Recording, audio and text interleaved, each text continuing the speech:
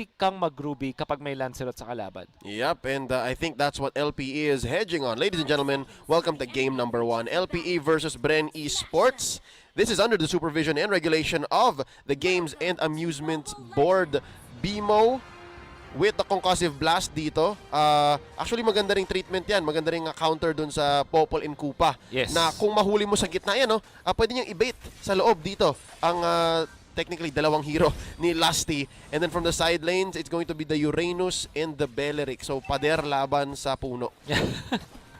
Love it. But nevertheless, ano to parang sci-fi laban sa nature. Oo, medieval fantasy, gano'n. Medieval Pang Lord of the fantasy. Rings. Oo. But kidding aside, magandang heroes ng Bren Esports in the mid lane. When it comes to their comfort, pati na rin yung mga pwede nilang gawin para ma-outspeed yung jungling ng LPE. Naging worry mo kasi dahil nag-Ruby ka, hindi ka ganun ka-bilis or ka-impactful into providing vision. Yep. Kasi imagine this is Popol and Koopa. Unanswered from LPE, madaling makapag-secure ng vision at ang pwede niyang gawin, o nga naman, sabihin natin ang Harit ay mananalo sa 1v1 matchup against Alice. Pero pag naging 2v1, quote-unquote 3v1, 3v1, yeah. I mean, matatalo ka talaga kahit gaano kaganda yung matchup mo. Yep. Wolf, this is literally dog eat dog sa bottom lane, 'di ba? Si Koopa kinakagat, si Jake the dog. Tama. And mapaparecall siya ng maaga, so that opens up so much for the gold laner on the side of Bren Esports. At ang kinailangan niya lang, mabilis na rotation mula kay Lusty. And that is exactly what they need. Kasi ang problem with Ruby, although scientifically, mas maganda siya pag nagkaroon nga ng clash against Lancelot. But at the same time, hindi nila mapipigilan yung pagda-jungle ni Lancelot. So sabi ni Carteezy, okay, sige, Kuya Lusty, Kuya Boards, pwede ka nang maglaboy dyan. At ang kanyang destination was the bottom lane. What a decision from Bren Esports. And here we go. Phantom execution ni Carteezy in and out. Napa-ult na nga dito si Ryota on the Beleric. Mapapauwi si BMO. And Wolf, I think sinasabi mo na parang ang gagawin ng isang Ruby, very specific. And in the early to mid game, technically hindi niya pa kayang gawin yon. Talo siya sa tank things. Yeah, sa tank things. Natural tank things. Kumbaga, natural roam things. Kasi, imagine this, si Lusty, meron siyang impact kahit wala siya mismo doon sa mid lane. Maglalagay lang siya ng traps doon sa entry bushes. Pwede na. Vision na yun. Vision na yun. And nasa bottom lane. Pupunta na siya sa bottom lane.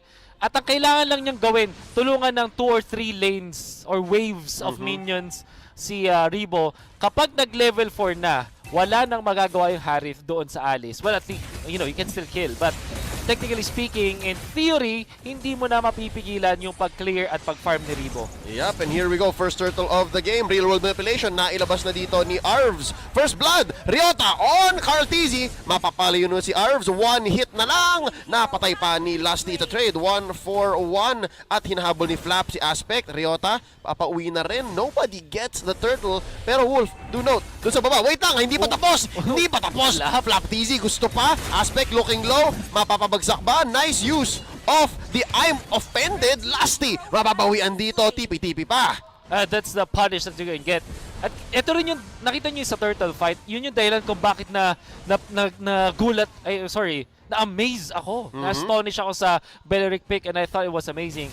Kasi it really answers the Lancelot. Many times in this particular game, yung kanyang root or yung kanyang ultimate, sobrang quote-unquote boss it if you're playing the Lancelot. Kasi hindi ka talaga makakapag-out dahil theoretically speaking, ang kailangan mo lang gawin ay mag-ulti kung ikaw ay Beleric at already na-shutdown mo na yung Lancelot. Magiging mahirap.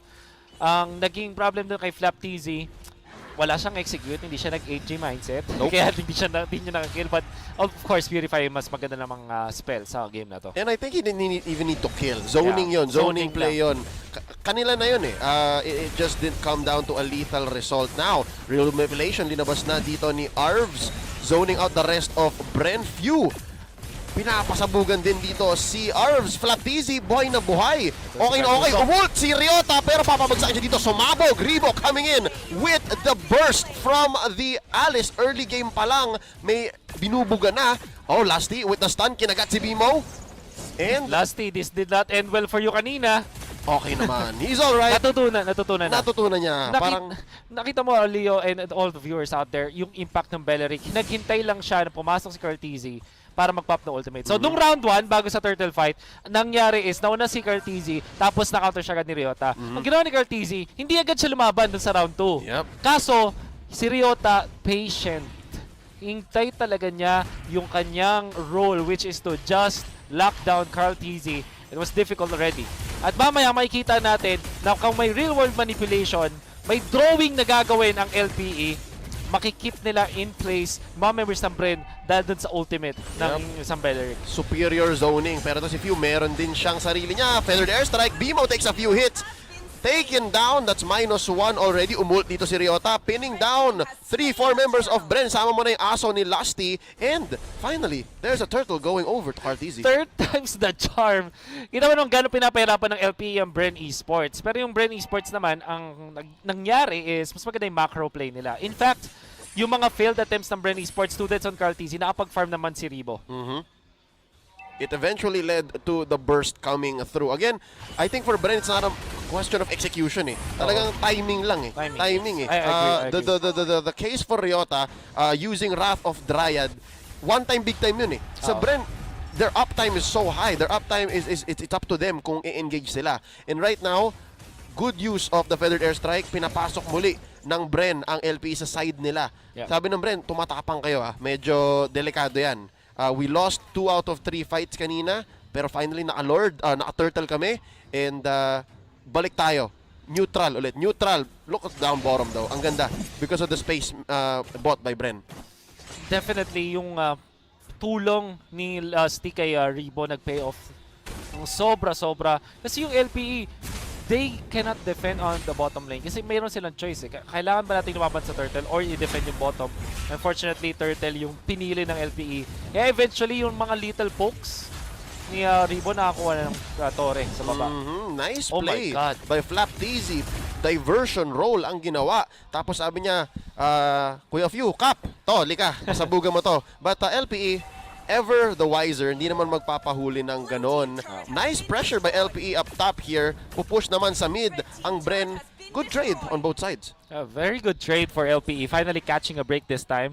Ginawa nila is finorce nila muna si Flap TZ out of the zone para wala ng mga defensive ng Bren Esports. Without Feathered Airstrike, ang hirap din mag-defend if you're Bren Esports. Yep, so again, despite losing out on the Chang'e, magandang alternative ang Pharsa. Kahit na ba napa 10 push-up si Wolf, sulit no sulit, alright? They're loving this. Currently sitting at about 3,000 gold ahead.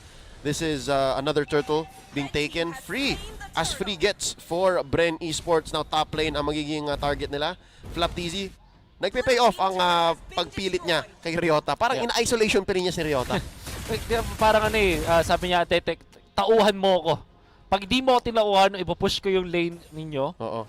And now, however, LPE says, okay, sige, masyado na nating hindi tinutulungan si Jake the Dog. Samahan na natin dito sa lane sa bottom. I like the fact that LPE is setting this up. Hindi sila nagpapakita. Pero kasi suspicious eh. Bakit yung Harit ang confident bigla? Kanina pa nagta-turtle, tapos ngayon bigla ang nagta-turtle, Astrata. Hindi yung turtle na turtle. Yep. Tapos biglang may tao doon, something is wrong. Oo, delegates. And I think, fair to say, alam naman ng LPE na hindi dapat nila ipilit yung ganung strategy. Dahil may trap si Lusty, may libreng face check si Flap TZ, and it's just not smart. So again, this is essentially LPE saying, wait lang, hanap tayo ng ibang lugar. Hanap tayo ng ibang galaw. Feathered Airstrike dito, ilalabas na ni Few.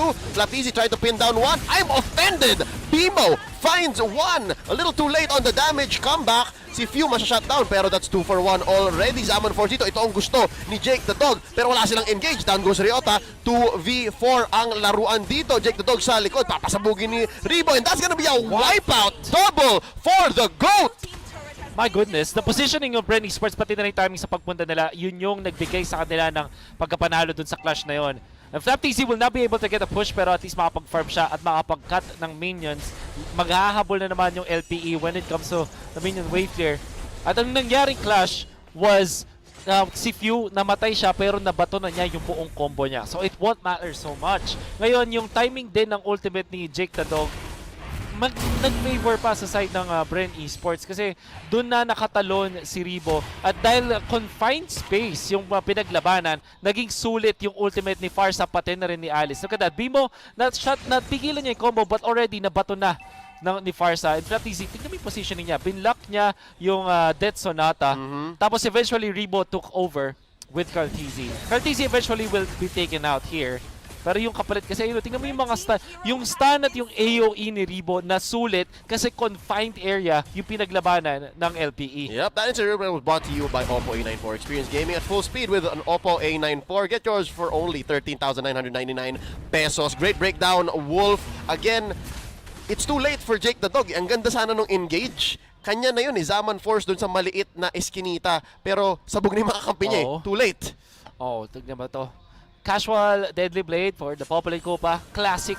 Tapos I believe this is called the O Mask, which means na kayang-kaya niyang i-shutdown din si Jake the Dog. I think yung problem when you're the Harith, oo, may nasasagot ka. Oo, you are okay when it comes to the laning against the Alice. But if you look at the Populate Copa, ang gano'n ka-disruptive yung mga extra stunts and knockups from that mask. Walang and combo. Yun. walang laban yung passive ni Harit Oo. na 45% Ooh, resilience. look Hold at up. that! Here's an engagement. Nice pick-off onto Few. A little too confident there. Carl Tizzy ngayon ang tatargetin ni Bimo. Looking for one. Bimo sumasagot ng kanyang sariling TP. Flatizi and Rebo into the backline. Si Aspect ang papasabugan dito. Rebo gonna dive in. Rebo continuing the engage. Now, Ryota popping the Wrath of Dryad and that second skill. Oh my God. Out! Sabi ni Rebo, out! Bumagsak dito si Jake the Dog and si Bimo din naman. Oh my God. And amazing sustained play by Bren Esports. Good shot call and good presence of mind by Rebo. I love the fact that you mentioned yung shot call, pati yung presence man ni Rebo. Kasi ang ginawa ng Bren Esports, sabi nila, okay, sige si Few ay namatay. But so many ultimates committed from LPE. Sabi nila, okay, sige, wala na mga ulti. We can fight. And Bren Esports, with the leadership of Flap and Rebo, the sustained side lanes, na-isolate nila si Harith. And eventually, Carl Tizzy took over dun sa upper part ng mapa, nung clash. Yung lower part naman, si Rebo at si Flap yung bahala. Isolation play. The isolation play, and again, ginegage lang nila eh. Ang ganda ng control ni Rebo sa HP bar niya. Ginawa niyang resource yung sarili niya essentially. Tapos bago pa siya makitil dun sa teamfight na yon, sabi nila, wait lang, kaya pa yan. Easy Lord take here by Brenny Sports.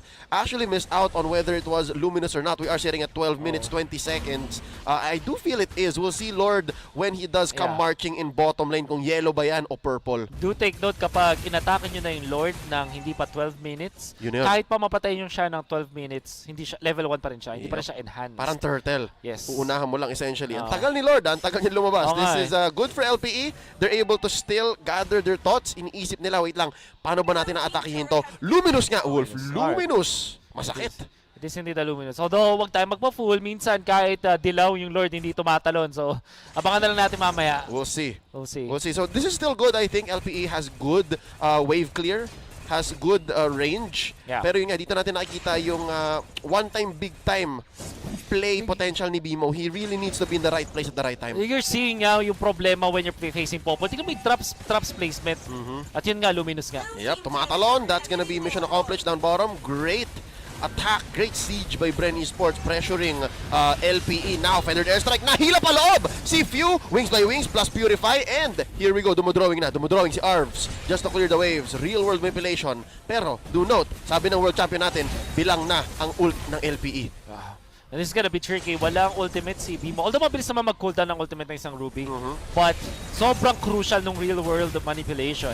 And sasabihin ni Few, meron na siyang feathered airstrike. So, when it comes to the just resources, ng dami ng mga skills, Brennan lamang. Yup, always Zone online. Walang pahinga ang Bren now. Wrath of the Dryad by Ryota here. Maybe a little off time. Mawawala ang aso dito ni Kuya Mo Lasty, and he's just gonna pray for it in the back lines. Still, pressure is where pressure placed by Bren, successfully taking down mid and top sa isang hinga. Napakagandang paggamit ng Bren Esports. This is the classic Bren Esports na alam kung ano yung dapat iba tong mga spells.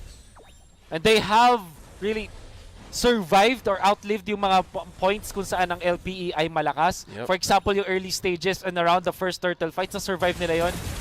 Nahirapan sila. You can see na kahit dun sa turtle fight, napapatay si Cartesi 2 times. Yeah. But ang kailangan lang nilang gawin ay hintayin kung saan sila mas malakas. Do take note, nagandahan talaga ako dun sa adjustment ng Bren Esports. Dun sa bottom lane, which is the gold lane, ginilagay nila si Lusty Si Lasty nagpa-level 2, naglagay ng mga traps, tapos pumunta sa may bottom lane, tinulungan si Ribo for what, 3 lanes? And all of a waves. sudden, 3 waves para, sorry, not 3 lanes. Yeah, all of a sudden, wala na yung advantage ng Harith doon sa isang alis. If anything, umalis pa nga yata si Jake the Dog. Yes. Siya yung naboset dun sa duo, sa trio ni Lasty's Dog, and Ribo. Oo. So again, Brenny Sports, they invested in the bottom lane which led to this 15-minute lead. Ano ba to, Wolf? Grabe naman, 50k to 37. Wow, I did not notice that actually. Matagal-tagal na rin hindi nakakaalis sa side ng river yung LP. Actually, Brenny Sports, kinlaim nga nila yung about maybe 50% ng mapa ng LPE. So 75% ng mapa nasa Bren all this time, at yung 25% ng LPE na yun dun lang sila nakakaikot. Naghahati-hati si Jake the Dog, pati si Aspect, pati si Ryota, and eventually yung Brenny Sports lumamang sa ekonomiya. Not even talking about Arvs. Si Arvs na isang mage na may mystery shop. Oo. Gutom na gutom. Kaya pala okay lang yung real world manipulation. Sinasalo lang ng Bren. Yeah. This is ridiculous, ladies and gentlemen. Looking at the items, Wolf, sobrang stonks ng ating Season 6 champions. Wala din palang damage item pa si Arvs. Nag-focus siya dun sa defense. Nag-Oracle. Pati may Durance. Tapos nag-wand, Ice Queen Wand for the slows. We're looking at Brenny Sports. Ang sakit na ni Few. This is painful. Naka-lightning dungeon na si Few and Holy Crystal. So, Even that Feather Effect's gonna hurt. even Lusty and Few na 4 and 5 Dom- supports ng Bren. Kasing yaman ng course ng LPE. Oh my goodness. Dominance Ice na ngayon si Lusty. Which means na si Aspect with 0, 1, and 5 tapos naka-Hunter Strike lang at the Brute Force Breastplate will not have an impact Nope. against Brenny Sports. Kayang saluhin ni Kupa. Exactly. Sonata. Oh my god. LP is in danger. This is difficult. Did you say they're in Granger?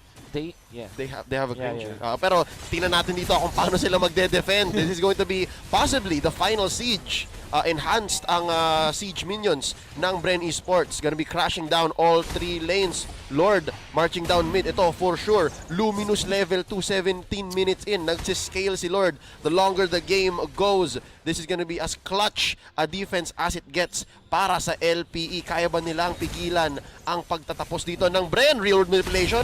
Tama-tama ang pagpasok pero may sagot si Few. That's going to be the feathered airstrike. Few gonna get blasted by Arvs. And no, this is going to be Ribo from the backline splitting up LPE as Lord wails away at the base. Ribo looking for one. Gonna be backing out from TZ. Ladies and gentlemen, a successful defense. LPE buhay pa. Buhay na. Well, Arvs, better timing. I would say, Brenny Sports na unahan sila. Ang ganda ng idea ng Brenny Sports. Ginamit si Flap TZ pang scout. Few, dalawang feathered airstrike kay Aspect. Halos matunaw. Kaso, just enough to defend. Nakapag-back away yung mga members ng LPE. And then eventually, nakakuha si Arvs na magandang positioning. All of a sudden, biglang nagka-item si Arvs. And now they're gonna back up a punch. Ang ganda rin ng timing ni Jake the Dog. And at this point, dahil ang dinidepensahan na lang ng LPE is just the base, hindi katulad kanina na parang 3 lanes. Parang this time, pwede nilang i-allocate yung kanilang ultimate na Wrath of the Dryad into the real-world manipulation. Sobrang solid na combo into just defending their base. I know that it's funny na sasabihin ko to, pero baka mas madali pa para sa LPE magdepensa ng base lang kaysa yung 3 lanes. Actually, you know what? I will agree with you, Wolf, because this reminds me of yung depensa ng Blacklist Game 2 laban sa Signal. Definitely. The something of that comeback might actually be possible, pero tinitingnan ko rin kasi yung kill score, yung board ng Bren. Halo-halo eh. Lahat sila mga 2 kills, 3 kills lang. So the shutdown gold might not be enough. Yeah, it will not be enough for sure. Ang kailangan kasi gawin ng LP dito, they need to make a play para makalabas sila sa base at eventually makapag-farm. Kailangan nila ng items kay Aspect for sure.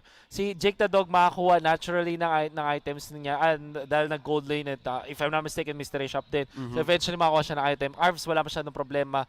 But they need items on Aspect at this moment. Kailangan ng more damage na side ng LPE. Yep.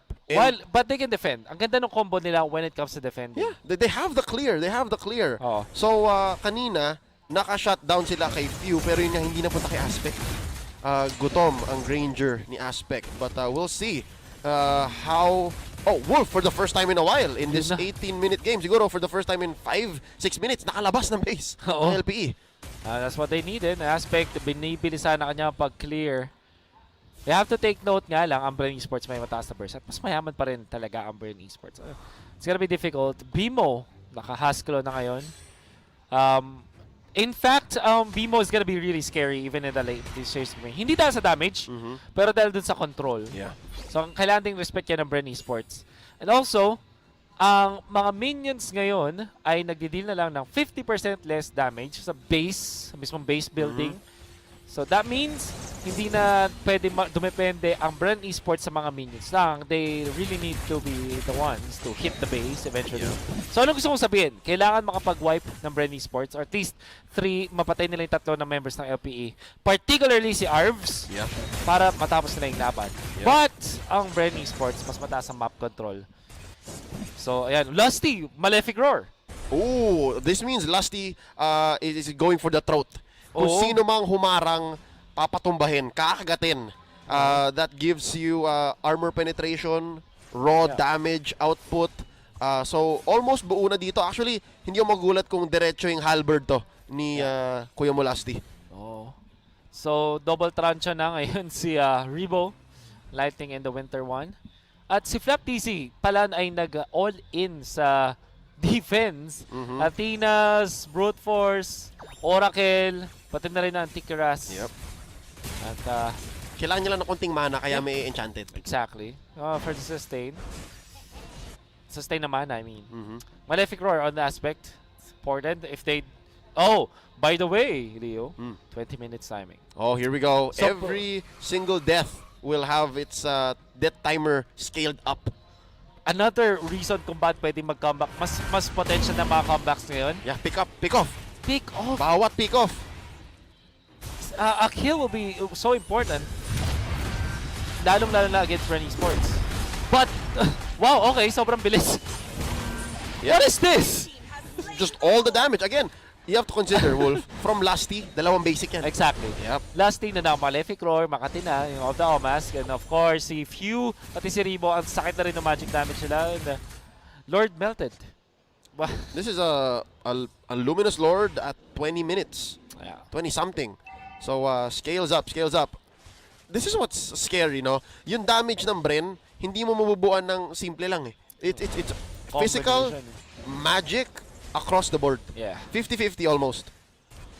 It's gonna be important. Napaka-crucial ito para sa LPE. Positioning ni Arvs ang kailangang tignan. Yung management nila ng skills, hindi na pwedeng mabait ang mga members ng LPE. Yup, it's the last fight possibly. Real Revelation, inunahan na ni Arvs. Sagot naman, Feathered Airstrike dito. Base, tinatama-tamaan na ng Bren. Right in the middle, Lusty's gonna go down. And that's gonna be another, I believe, from the back. Pero Base ang puhunan. Ladies and gentlemen, Umbreon Esports secures the first game of victory.